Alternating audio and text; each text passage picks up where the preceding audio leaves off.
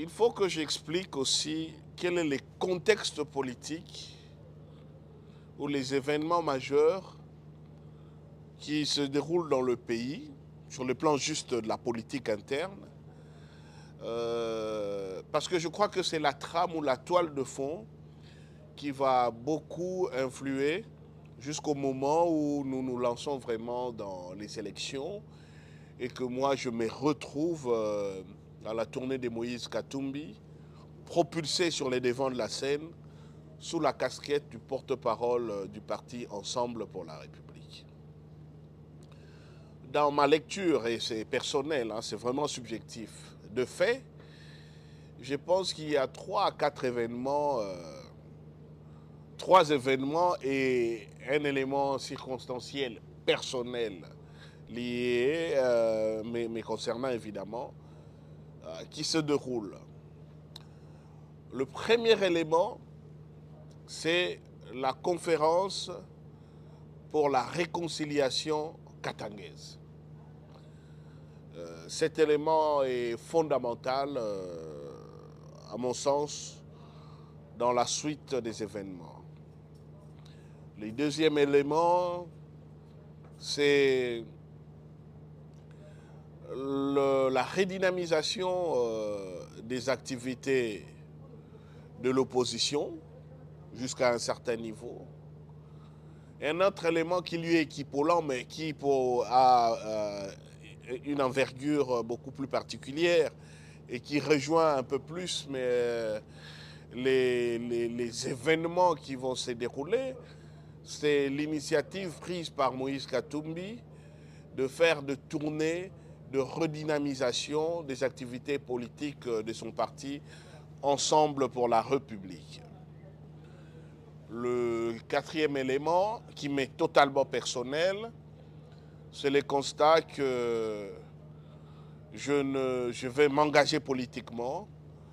Le mandat qui m'avait été donné de rejoindre le CLC est arrivé à son terme. Le CLC, dans son action, est à bout de course, à bout de souffle, et surtout n'a plus la volonté d'être le fer de lance du combat. Et j'expliquerai aussi pour quel motif. Alors, d'abord la conférence pour l'unité katangaise, la conférence de réconciliation, frère un jour, frère toujours, est une initiative extraordinaire et un pari risqué. C'est une initiative prise par l'évêque Monseigneur Fulgence Muteba, évêque de Lubumbashi.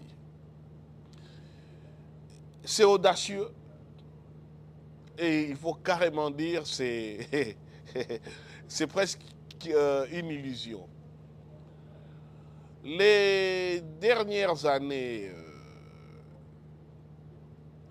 la fin du mandat du président Joseph Kabila et l'accession au pouvoir de Félix Tshisekedi via les conditions contestables que nous connaissons, mais facilitées par Joseph Kabila, l'éclatement, l'implosion de l'accord politique FCC-Cash,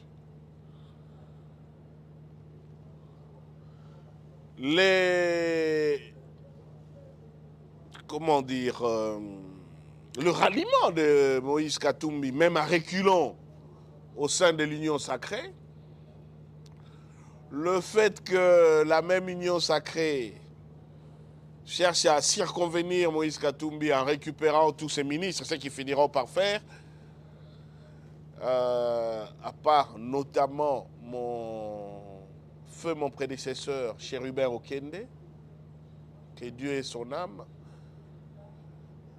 toutes ces démarches-là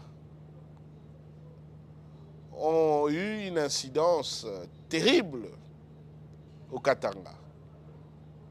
Clairement, moi je considère que le combat pour l'alternance, Jean Val, Genève, jusqu'à arriver aux élections, tout en étant un combat au niveau national, parce qu'il faut toujours mettre les choses en perspective. C'est la remise en place de la démocratie, le respect de la Constitution, le droit du peuple à se déterminer, à choisir librement ses dirigeants. Ça, c'est une situation générale.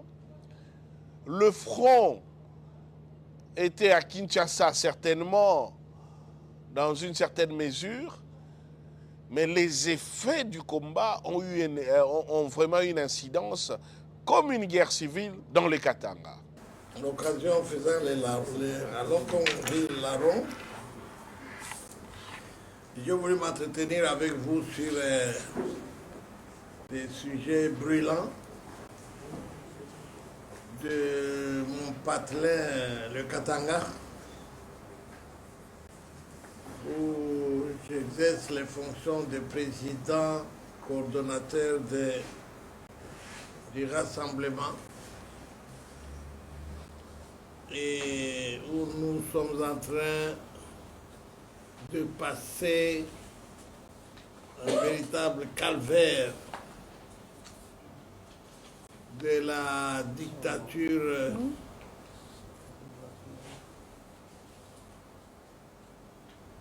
qui s'implante à travers le pays. Je vais vous entretenir des incidents qui ont émaillé la sortie du rassemblement en date du 29 août à Lubumbashi. Je vais aussi porter à votre connaissance les méthodes dictatoriales qui s'installent à travers tous les Katanga, l'ancien Katanga bien sûr, qu'ils ont morcelé à 4, Kolwezi, Kamina, Kalemi, Lubumbashi. C'est vraiment, et je vous demande de tout faire pour que vos organes puissent s'organiser pour descendre sur les lieux. C'est la Sibérie congolaise, l'ancien Katanga. Nous revenons au 29. Vous avez entendu parler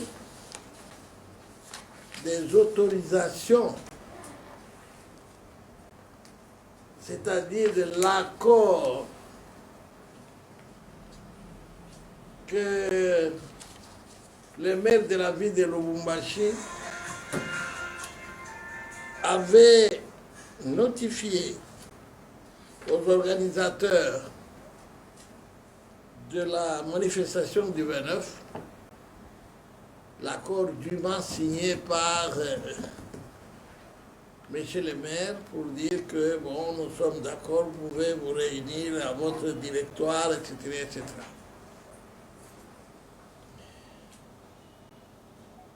Alors, les jours arrivés, le 29, on a vu à la commune Kenya beaucoup de policiers. Il faut dire les choses crûment. Le président de la République en fonction, Joseph Kabila, est katangais. Et donc la politique étant celle qu'elle est jusqu'aujourd'hui dans notre pays globalement, les allégeances sont d'abord régionales, si pas tribales. Et donc le pouvoir est katangais. Celui qui aspirait à lui succéder, Moïse Katumbi notamment, est katangais, bloqué en cela par certains caciques kabilistes. Donc il y a une forte scission déjà au Katanga entre ceux qui rallient Moïse Katumbi et ceux qui restent fidèles à Joseph Kabila. Et ce combat est terrible au Katanga. Donc la répression qui a lieu à Kinshasa, où le régime n'y est pas allé des mains mortes, cette répression est 10 fois plus sévère et virulente, violente au Katanga. Et ce, d'autant plus que globalement, tout le monde se connaît. Tout le monde a eu à travailler ensemble. On est frères. Ceux qui succèdent aux responsabilités ont soit travaillé dans les mêmes partis, surtout quand on parle des doublons. Et au Katanga, on a l'UNADEF de Charles Mwando Simba, qui est dédoublé par les autorités. Et donc, les nouveaux leaders sont katangais aussi. L'UNAFEC idem. Donc, en réalité, les affrontements se font sur place, au sein des familles, dans les églises, entre frères. Quand vous avez quelqu'un comme le professeur Huit Moulongo, ancien directeur des cabinets de Moïse Katumbi, à qui on monte un procès totalement bidon, un peu comme Salomon Kalonda va connaître, d'un revolver dont on n'aurait pas renouvelé l'autorisation. Donc on est vraiment dans une situation totalement cocasse, rocambolesque, des détentions soi-disant illégales d'armes de guerre, mais qui mène un homme en prison, qui non seulement les mène en prison, mais pendant son emprisonnement, il perd son épouse. Et n'est même pas autorisé à aller la pleurer. Je crois qu'on voit une scène pénible où on amène juste le corps, il s'incline et il doit rentrer en cellule.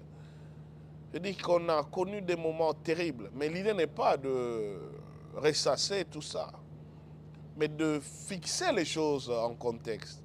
Pas des gens qui devraient aller en campagne ou rentrer dans leur milieu d'origine, l'administrateur des territoires ou l'autorité locale bloque, interdit l'atterrissage d'un fils du coin. Dit on va mettre de pneus, des pierres, tout ce qu'on veut sur la piste. L'avion ne peut pas atterrir. Donc il y a eu beaucoup de blessures entre frères. Et c'est souvent plus dur quand c'est entre frères. C'est beaucoup de choses que je vais suivre pendant cette conférence.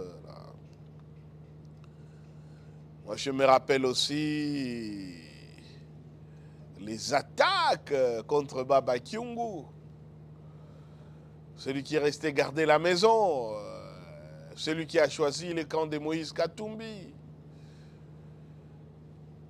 Mais il n'était plus là pour leur répliquer. Mais on était surtout dans un contexte de réconciliation. Donc c'est juste pour dire que le Katanga a vraiment connu dans sa chair la violence et la virulence du combat pour l'alternance. Et pour se retrouver d'ailleurs dépouillé du pouvoir, ni Moïse Katumbi, ni Joseph Kabila, personne, c'est Félix Tshisekedi. Mais quasiment au détriment global des Katangais. Beaucoup de rancœur, beaucoup de colère. Ah, il n'aurait pas fallu diviser la province en 4 parce que vous vouliez juste les faire pour diminuer Katumbi. Non, mais c'était dans la Constitution. Oui, mais pourquoi en ce moment-là? Donc, vraiment, globalement, le climat était délétère. Mais là, Monseigneur Fulgence Mouteba, il y avait aussi un imam dont j'ai oublié les noms, mais qui savait vraiment prêcher. Les grands chefs coutumiers étaient là. Ils ont mené les travaux en plénière, ils ont mené les travaux en atelier. Et ça, c'était impressionnant. Je veux dire que quand moi j'entendais les récriminations, la colère, chacun s'est défoulé. Les kabylistes aussi, allez, vous êtes des traîtres, vous aviez abandonné votre frère, on n'en serait pas là, vous étiez trop pressés. Donc c'était parti dans tous les sens. Je m'étais dit, dès les premiers jours, je ne sais pas comment cette histoire va atterrir, mais je ne la vois pas bien finir. Bien au contraire. Et je dois dire la particularité de la conférence pour la réconciliation et l'unité katangaise, qui va aboutir à cette phrase lourde d'essence, mais à quel point elle est significative. Frère un jour, frère toujours. C'est tout ce qu'il y a d'important et de manifestement qui reflète l'essence même, sens dans la direction, mais essence dans sa composante intrinsèque aussi. Le sens et l'essence de la fraternité. Et ça, c'était extraordinaire. Je pense que c'est l'une des rares fois où des Congolais se retrouvent, indépendamment de leur appartenance politique, et c'est sachant d'ailleurs dans des camps politiques opposés, indépendamment de leur conviction d'engagement dans la société civile, à cette époque je suis encore dans la société civile, et indépendamment aussi de leurs croyances, il y avait autant des catholiques, des protestants, des musulmans, il y a un imam, des animistes ou des gens qui ne croient pas. Et surtout, sans le parrainage de je ne sais quelle ambassade, quelle commission, quelle structure internationale, rien du tout. C'est entre Congolais et entre Katangais pour le cas d'espèce. Et ça, c'est extraordinaire. Et sur le territoire national, je ne sais pas s'il y a un précédent dans cela. Évidemment, les attaques extérieures, tentatives de sécession, chercher à déstabiliser les pouvoirs, régionalisme, tribalisme, etc. Bon, là, la même ancienne. Et en même temps, le pouvoir me faisait rire pour véhiculer de telles histoires, alors même que dans quelques temps avant à Kinshasa, s'était tenue une conférence de l'unité entre les Kassaïens. Et c'est donc le pouvoir était en train de ressasser la même ancienne.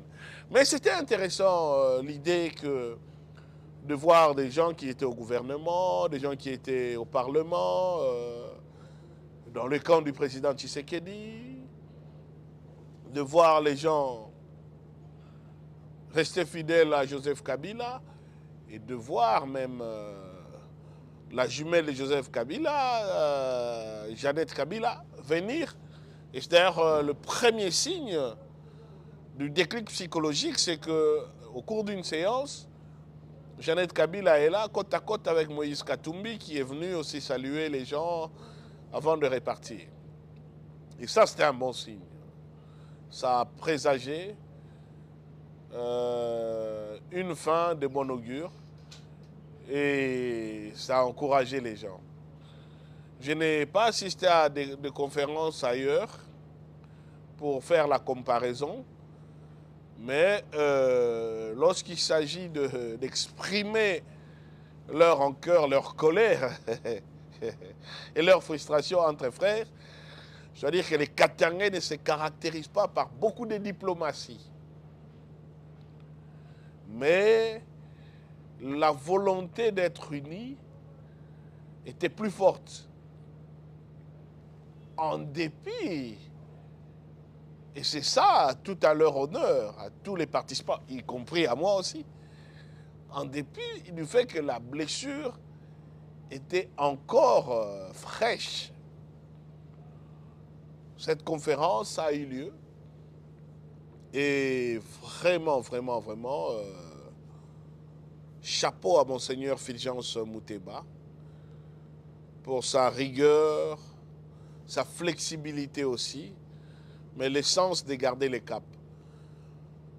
Bon, il aurait été illusoire de croire que tout allait se résoudre les mêmes jours, mais un grand pas avait été franchi entre personnes qui s'est parlé par personnes interposées, qui s'est rencontré très circonstanciellement et même évité de se parler autant que possible, qui se soient vus et reconnus comme frères, qui se soient parlé et que chacun ait expliqué ses récriminations. Justifier, c'est trop dire, mais au moins démontrer de son point de vue sa lecture des choses et surtout aboutir au même constat. Qu'est-ce que nous avons gagné dans tout ça? Ça, c'était important. Je suis d'avis, je persiste à croire qu'autant que l'Afrique attend du Congo un sursaut, ces géants endormis, pour qu'ils se relèvent afin que ce continent décolle, autant ces pays attendent de deux blocs. C'est peut-être psychologique ce que je veux dire, mais du Katanga de se relever et du Congo central de reprendre le combat qui avait été le sien pour l'indépendance de ce peuple. Ces deux pôles peuvent être des centres d'impulsion extraordinaires du relèvement de ces pays. Toutes choses restant égales par ailleurs, et sans préjudice aussi du fait que les autres entités de ces pays sont d'un apport indéniable dans le relèvement de notre pays. Mais ici, je fais une analyse qui peut être même psychologique, mystique, sociologique, et j'en passe. Donc là, nous réussissons la conférence pour l'unité frère un jour, frère toujours, avec cette image extraordinaire. Dans la messe, vous avez le président Joseph Kabila et le chairman Moïse Katumbi qui se serrent la main de la fraternité. J'applaudis encore, je n'étais pas malheureusement ces jours-là à la messe, des devoirs professionnels et de combat exigeaient ma présence à Kinshasa, mais j'étais vraiment ému, impressionné. Un monde, que d'événements, que de combats, pour qu'on en arrive à cette poignée de main. La question que je m'étais posée, s'ils avaient continué de se parler avant, est-ce qu'on en serait arrivé là? Ça, c'est l'histoire avec de mais et de si. On ne peut pas refaire l'histoire, tout ça était important. Et le déclic était important. Est-ce qu'après, comme on dit en rugby, nous avions transformé l'essai? Est-ce que nous allons transformer l'essai? Il y a des étapes certainement à franchir, mais cette étape psychologique était une condition sine qua non, et une question préjudicielle. Et je pense que le régime a dû en tenir compte. L'entente nécessaire entre Joseph Kabila et Moïse Katumbi est plus qu'impérative si le Katanga doit rester uni, mais surtout doit jouer le rôle qui est le sien pour le relèvement de ces pays, partant le relèvement du continent. En tout cas, soustraire les pays à l'incompétence, à la gabégie, aux incantations et à la prédation du régime actuel. Ça, c'est nécessaire. Sans pour autant se prétendre être les meilleurs. Mais peut-être c'est le déclic qui peut permettre d'associer les meilleurs d'entre nous au relèvement de notre pays. Donc, les pêcheurs en eau trouble, les amuseurs, les sorciers, tous ceux qui aiment fonctionner dans la zone grise pour alimenter les acrimonies, les haines, les divergences, les divisions, avaient un peu perdu de leur gagne-pain quand ces contacts ont été créés. J'espère pour moi qu'il est maintenu. À tout le moins, j'espère surtout qu'il n'a pas été rompu. Donc là, c'est la conférence de l'unité katangaise, frère un jour, frère toujours. c'est une étape importante qui fixe les contextes. Je considère que le régime Tshisekedi a pris date, a pris acte et a considéré qu'il venait de se créer une sorte d'axe politique Kabila-Katumbi. Il faut intégrer que déjà, lors de la marche CALCC, Milapro et FCC, à laquelle j'ai pris part, le prétendu monopole de la rue détenu par l'UDPS et ses affidés avait été totalement cassé comme mythe.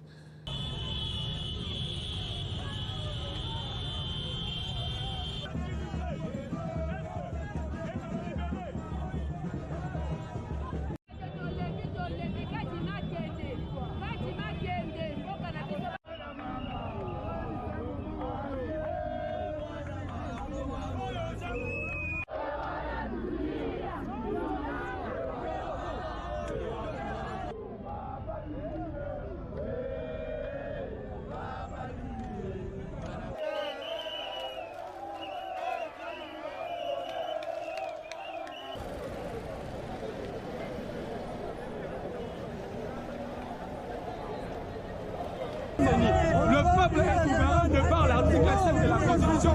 Nous allons exercer cette souveraineté jusqu'à obtenir la dépolitisation et les meilleures élections pour libérer les... Et par rapport à la situation des désignations du président de la CENI et des animateurs de la CENI qui s'est opéré de manière chaotique, d'une manière irrégulière et d'une manière qui n'augure rien de bon en ce qui concerne la crédibilité du processus électoral.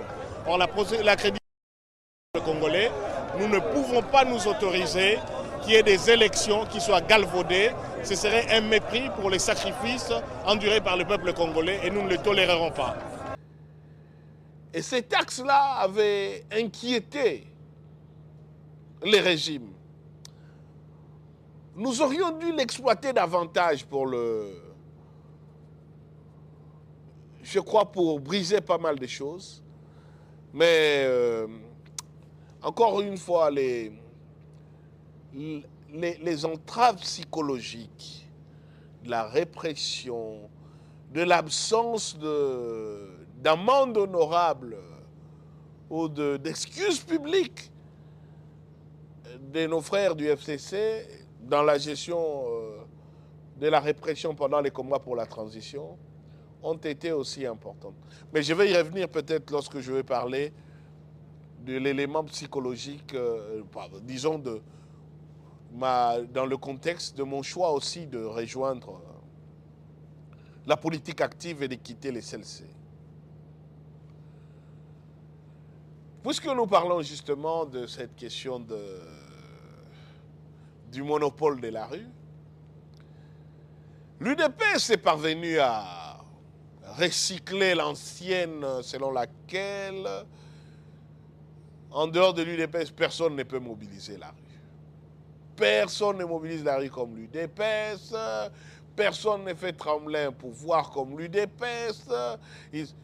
Ça, c'est intéressant, quand on a fait 37 ans, mais on aurait dû en faire moins dans ces cas.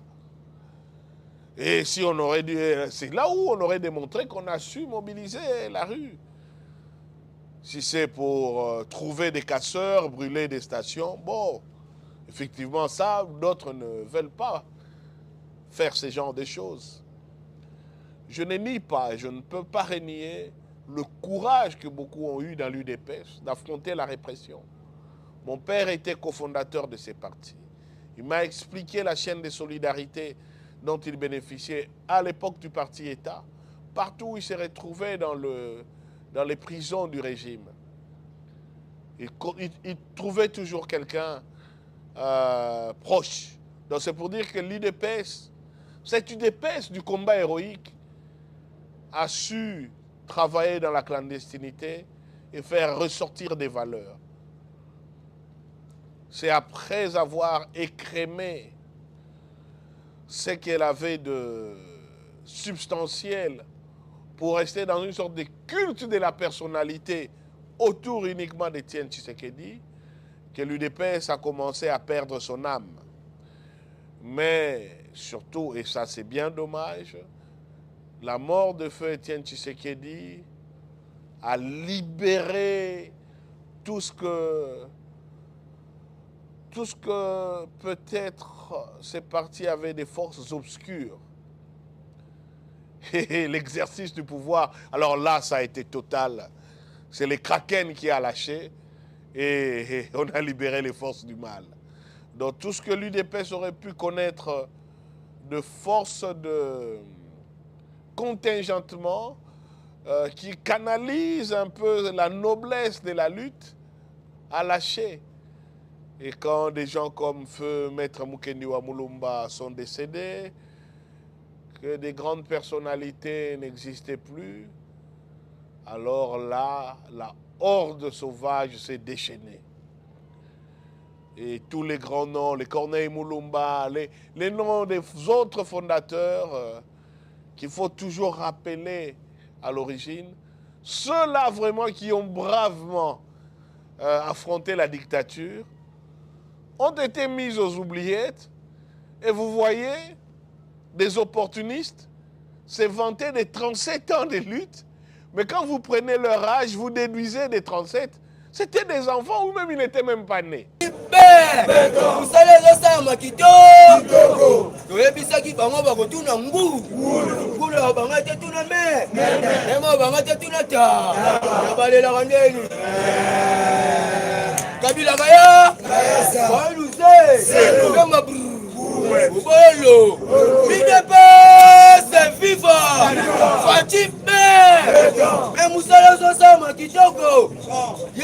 Déjà confirmant à l'Odi Congo, à la seconde mandat Congo, je ne pas.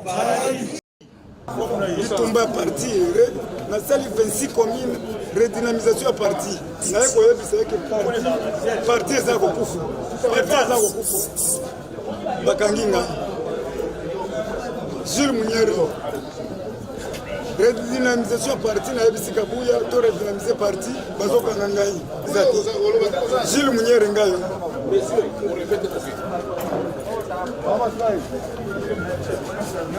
Redynamisation à parti. Tamboli 26 communes en tant que communicateur à chef de l'État. La 5 redynamisation à parti.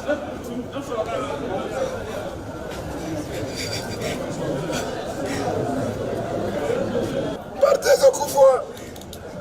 Partez au Koufoua. La Tamboli 26 provinces. Partez au Koufoua. Ozokanganga na biloko zakatina. Nasali fort pour la soutenir FARDC. Bato nyonso poto mobimba batindi mbongo.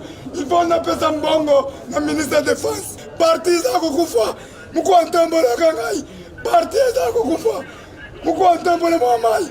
Naza communicateur na yo. Parti za kokufa. Na Kembushimai, Chikapa, Kananga, Lubumbashi Kolosi, ma fédéral va visiter. Partez à Gokoufou. Partez à Gokoufou. Partez à Gokoufou. Donc mais eux maintenant revendiquent les 37 ans de lutte. Donc voilà, c'est les mythes. L'UDPS a le monopole de la rue. Sans l'UDPS et le mépris de Félix Tshisekedi, opposition est à péter, Monsieur le Président. Un jour, on a lancé une marche pendant qu'on parlait des cartons jaunes, cartons rouges. Vous n'êtes pas sorti de chez vous. Vous avez dit, je suis environné par la GR. Ça, c'était l'opposition à Makassi. Jean-Marc Kabounda, l'histoire des partis politiques, est le seul secrétaire général de l'UDPS qu'on a pris devant les sièges du parti. Les brebis, là, se sont dispersées. On l'a amené au commissariat de l'échangeur.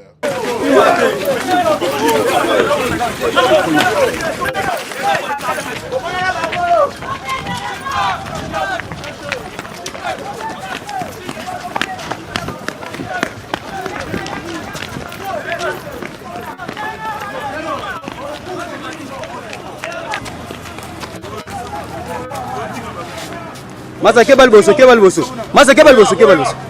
Totiki bakonzi kuna, totiki bakonzi. Oh, boya.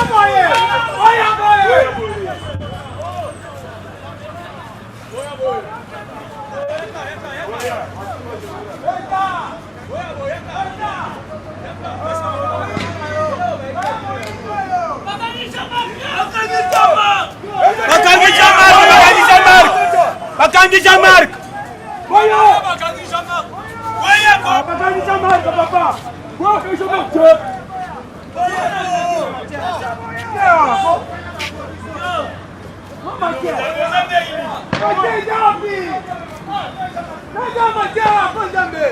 Mais c'était à 15 minutes de chez vous, à pied. Vous étiez où pour aller les sortir là-bas? Opposition à Makassi. C'est Martin Fayoulou qui est parti du fait de son statut de député pour réclamer la libération de Jean-Marc Aboun qu'on a amené vite à l'hôpital. Cette arrogance-là, c'est vraiment ça qui malheureusement perdra ses grands partis qui doit garder ses lettres de noblesse dans l'histoire du pays pour le combat démocratique. Parce qu'en ce qui concerne l'exercice du pouvoir, il faut oublier. C'est cette arrogance des fois qui irrite. Vous aviez la noblesse du combat parce que vous n'aviez jamais exercé le pouvoir, le monopole de la critique. Mais vraiment parler en dehors du fait d'être dans l'antériorité de l'opposition, ça c'est une affaire de calendrier. Mais les leçons du combat de la lutte, franchement, il faut calmer les jeux.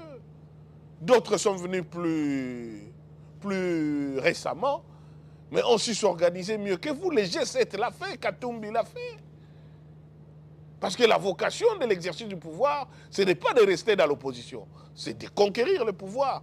Donc trop traîner dans l'opposition, c'est peut-être même la preuve qu'on ne sait pas accéder au pouvoir. Bon, là, c'est le combat philosophique. Donc cette idée-là d'opposition est à péter, que l'UDPS était en train d'instiller dans les esprits, a commencé à prendre corps. Au point que les gens se sont dit, l'opposition était fatiguée, l'opposition ne savait plus rien faire. Alors, il faut maintenant se rappeler de quelque chose. La société civile, moi j'évolue au CLC, un peu congolais debout, mais c'est quand même le CLC qui, après avoir participé aux mobilisations populaires lors de la désignation en catimini de Ronsard Malonda. C'est sur une note de satisfaction que s'est clôturé le séminaire de concertation sur les réformes électorales en République démocratique du Congo. Au cours de ces 2 journées, les membres du comité laïque de coordination et ses mouvements citoyens, acteurs de la société civile, ont pu rassembler les éléments indispensables à la réforme de la loi organique de la CENI au regard de la relecture de la dite loi et l'inventaire des déficiences à la base du chaos électoral en 2018. Le porte-parole du CLC, Maître Hervé Diakessé, fait le point de ces 2 journées. À l'époque, lorsque nous avions lancé nos manifestations, nous avions dit qu'on ne pouvait pas directement aller par la désignation des animateurs sans que certains préalables ne soient rencontrés. Des préalables liés notamment à la réforme, surtout à la réforme de la loi organique, pour permettre quand même une désignation des personnalités remplissant les critères de probité, d'intégrité et surtout d'indépendance. Il était plus qu'important d'avoir le point de vue de la personne qui porte la loi. L'honorable Christophe Ntouloula, et c'est lui qui a apporté la proposition de loi organique. Il fallait l'écouter et connaître quelles étaient les innovations, qu'est-ce qui pouvait améliorer et quels étaient les diagnostics. De la même manière que nous avons écouté aussi le professeur Mabiala Mantouba, nous avions besoin d'avoir une idée du contexte général des élections dans notre pays, leur évolution et qu'est-ce que nous pouvons vraiment attendre d'une CENI réellement indépendante et comment fait-on ou crée-t-on ou établit-on l'environnement d'une CENI véritablement indépendante. C'est aussi de cette manière que le professeur Jacques-Yves Joly est intervenu à plus d'un titre en tant que constitutionnaliste d'une part, mais aussi en tant que lui-même ancien membre du bureau de la CENI de l'époque du pasteur Ngoï Mulunda. La réforme de la CENI demeure un préalable incontournable pour la désignation de ses membres ainsi que son président. Tel est le credo du CLC et ses mouvements citoyens partenaires. Le CLC va être invité à rejoindre un groupe des organisations de la société civile qui était en train de réfléchir sur la réforme de la loi électorale. Donc nous nous sommes dit, ce n'est pas une mauvaise idée, on va rejoindre ce groupe-là. Des experts de l'organisation des élections comme Simocel et d'autres organisations étaient là. EISA, alors c'est assez drôle parce que EISA qui participe aux travaux est dirigé par Denis Kadima. Mais l'atmosphère est cordiale, l'atmosphère vise vraiment à avancer parce que nous sommes en train d'analyser dans la loi électorale qu'est-ce qui facilite la tricherie, qu'est-ce qui gêne dans la désignation des animateurs, qu'est-ce qui ne permet pas aux animateurs de la CENI d'être indépendants et subissent toujours la pression du pouvoir. Donc ces réflexions avancent. Et l'idée étant de préparer une sorte d'avant-proposition de loi que nous allons donner à la commission PAJ de l'Assemblée nationale en tant que commission de loi pour que dans la réforme sur la loi électorale, ces éléments soient intégrés. Et là, nous travaillons d'ailleurs et on organise les journées nationales pour des réflexions et des réformes de la loi électorale qu'on a appelées les JONAREF. Quelles sont entre autres les innovations que nous proposons? Nous proposons que pendant la campagne électorale, il doit être interdit de faire des dons. Chacun doit venir faire son programme. Ça se limite là. Pas de dons, pas de dons. 3 mois avant la campagne électorale ou 2 mois, je ne sais plus trop. On ne veut plus voir des gens aller réhabiliter des ponts, donner des groupes électrogènes, acheter des chaises dans des églises ou des tôles, sous peine d'être rayés de la liste des candidats. Nous proposons que pendant la campagne électorale, les candidats doivent clairement afficher leur appartenance politique. Si vous êtes du camp de Tshisekedi, on doit avoir, c'est IDP, c'est Union Sacrée. Si vous êtes du camp de Katumbi, ça doit être clair. Si vous êtes du camp de Kabila, ça doit être clair, au cas où il aurait été candidat.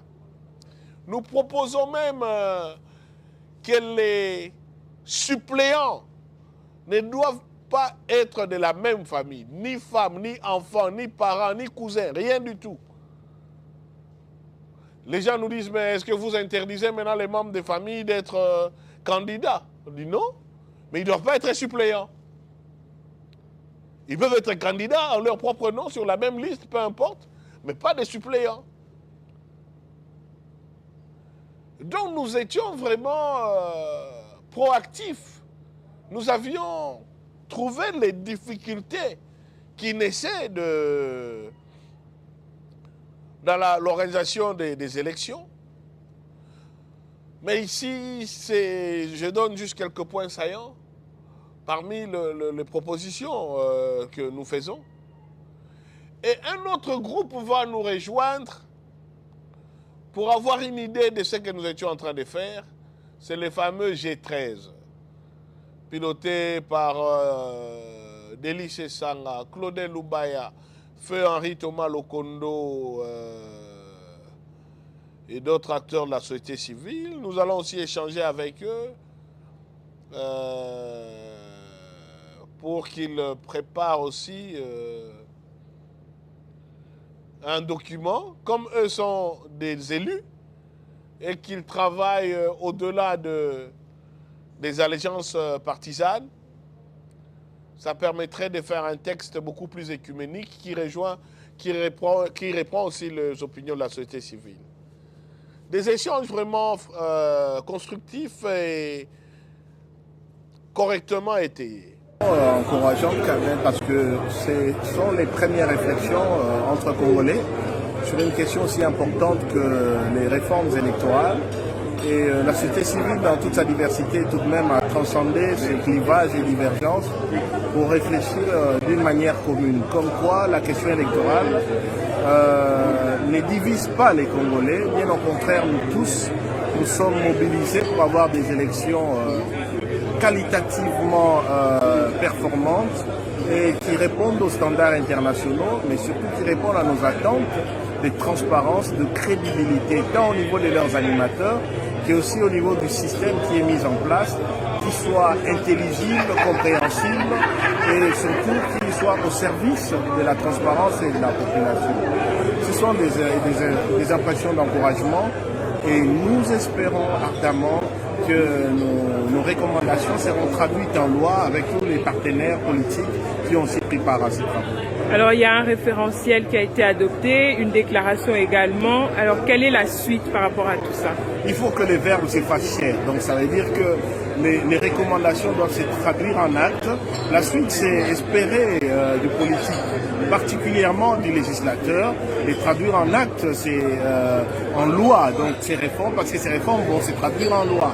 Et aussi une mobilisation de la population pour que, au-delà de ceux qui ont pris part à ces assises, les restes de la population congolaise en prennent connaissance, s'en approprient et effectivement en exigent l'effectivité et leur réalisation, leur traduction en loi. Donc le plus important reste à faire. La tâche de la réflexion a eu lieu, maintenant c'est la tâche de la mise en œuvre qui s'annonce. Et là, le prof Mbata s'empara du projet en tant que président de la PAJ, la commission PAJ. Et lui et son Assemblée nationale vont élaguer et vider la loi, nos propositions de toutes leurs substances. Et nous allons avoir la CENI que vous connaissez et la loi électorale que nous avons connue là. Et aux grandes dames d'Elie Sanga et des autres amis, je crois, en dehors de ceux qui avaient rejoint l'Union Sacrée, qui va quitter la salle parce que ce qu'ils avaient proposé n'avait plus strictement rien à voir avec ce que la commission Mbata a proposé à l'Assemblée. C'était bien dommage. Bien dommage. Donc,